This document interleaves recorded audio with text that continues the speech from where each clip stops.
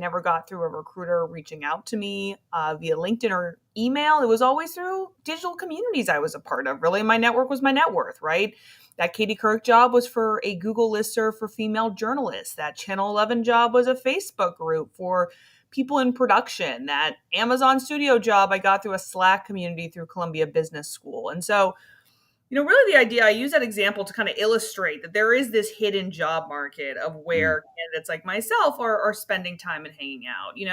Only 40% of candidates are actively seeking jobs.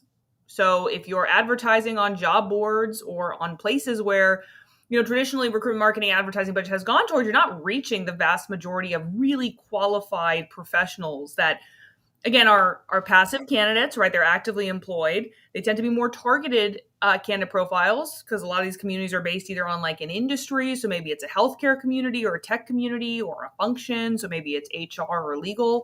And often a lot of these communities also are more diverse. It's where Mm. professionals are trying to find safe spaces where they can talk to people like them, asking about salary transparency, company culture, etc. And so really the idea for community powered hiring is, let's shift that, especially since the pandemic, with all these communities that have really grown over the past 5 years.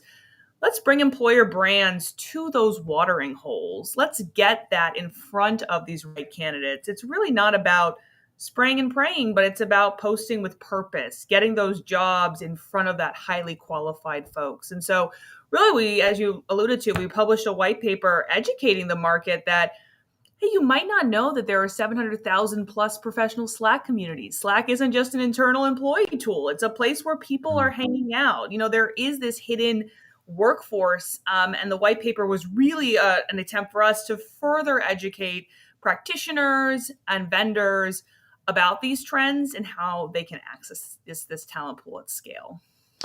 And to dig into the AI part of this for a second, as you say, you want to kind of want a competition for AI, and I know that's a big part of what you do. What is it?